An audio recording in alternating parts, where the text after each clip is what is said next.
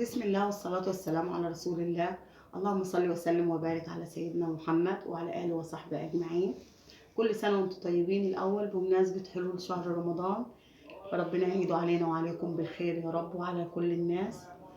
النهاردة إن شاء الله هنعمل وصفة سهلة وبسيطة سريعة تنفع ست البيت اللي بتشتغل بره أو كده.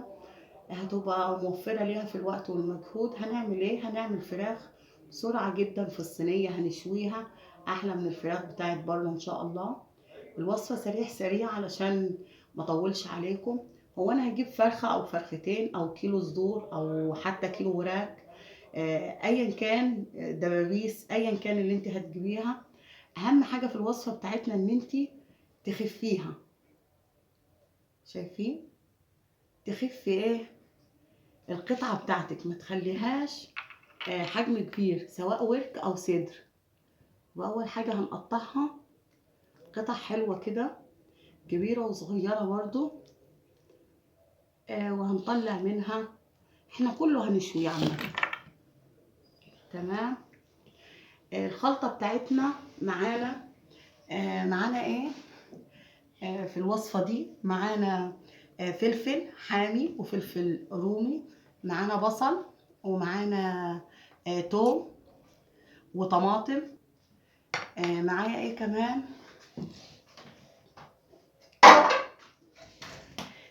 معايا البهارات بتاعت الشوي، بهارات الشوي بتاعتنا. هتروحي للعطار تجيبي بهارات شوي، او تجيبي كيس بهارات، او تجيبي السبع بهارات، كله بيقدم نفس الطريقة. معايا ملح وفلفل اسمر وكزبرة، ومعايا قرفة. حاجة بسيطة، لو مش عايزة ما تحطيش. كل اللي انا هعمله ان انا هضرب الحاجة دي كلها في الكبة على طول او في الخلاط مرة واحدة كده، وهحط عليهم كل التوابل اللي انتوا شايفينها دي على طول. وهحط فيها الفراخ دي من بالليل او قبليها بساعة او ساعتين بالكتير، بالقليل خالص بس. وهتبلها واحطها في صينية واحطها في الفرن، وهنعمل جنبيها ان شاء الله احلى طبق طحينة. هجيب لكم الوصفة كاملة بإذن الله ونزلها معاكم على القناة. كمان هنعمل معاها مكرونة او رز ابيض اللي انتوا عايزينه، بس احنا عامة هنعمل مكرونة يعني. هنعمل اكلة تشرفك. ما تنسوناش بقى لو عجبتكم الوصفة تحطوا لنا لايك واشتراك وكومنت وشير للقناة، وتشجعونا علشان نستمر. يلا بينا بقى. رجعت لكم دلوقتي بعد ما جهزت الخلطة بتاعتنا اهي. ممكن تحطي علبة زبادي، ممكن تكوني تحطي حبة لبن. انا نسيت اقول لكم، بس انا حطيت حبة لبن، يعني حاجة بسيطة. ليه بنحط لبن او زبادي؟ علشان بيطري الفراخ، يخليها تبقى طرية. خلاص، انا هاخد الفراخ اهي كده، وهنزل بيها في التتبيلة بتاعتنا. هكون مجهزة طبق اهو، هنزل بيها كده في التتبيلة وهسيبها على بعض. شايفين اهي. هخلص الكمية كلها وهسيبها في التلاجة ساعتين 3، ساعة. ساعات الظروف بتحكم علينا، بتخلينا نعمل الحاجة على طول في نفس الوقت. يعني انتي بعد التتبيلة دي لو حطيتيها في صينية، لو حطيتيها في الصينية على طول ودخلتي بيها في الفرن، وحياة ربنا بجد، بأمانة وحياة ربنا بتطلع بنفس هي بمعنى صح، بتطلع نفس الدرجة، نفس الجمال، نفس الطعم. احنا بس بنحب ننقعها في الأول. كمان اللحمة دي، الفراخ دي احنا نقعينها أصلا في محلول نقع، اللي هو الخل خل بقى وليمون وملح. سيبيها فيه من بالليل علشان كده تلاقيها معاكي زي الفل.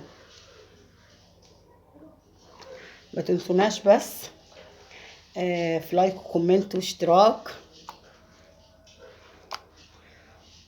انا هكمل باقي المقدار عشان كبير زي ما انتوا شايفين، وهنرجع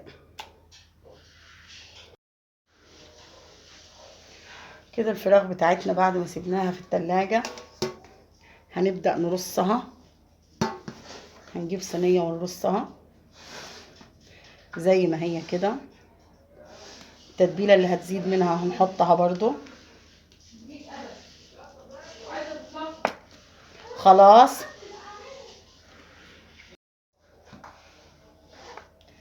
هكمل هنا. خلاص بعد ما اتبلت كويس وقعدت في التلاجة فترة هبدأ ارص الفراخ بتاعتي.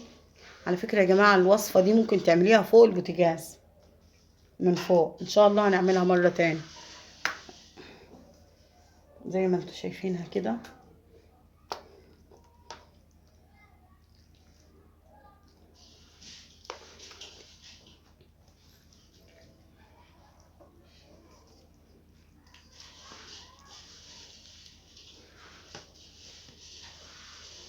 من غير اي اضافات، لا عسل ولا سكر ولا اي حاجة تديها لون. هناخدها على طول زي ما هي كده. بس طبعا الباقي ده هحطه في صينية تانية.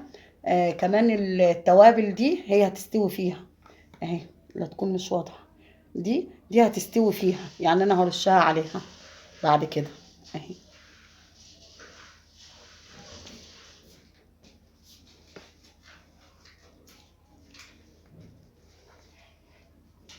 خلاص هكمل الباقي انا واخدها على طول على الفرن.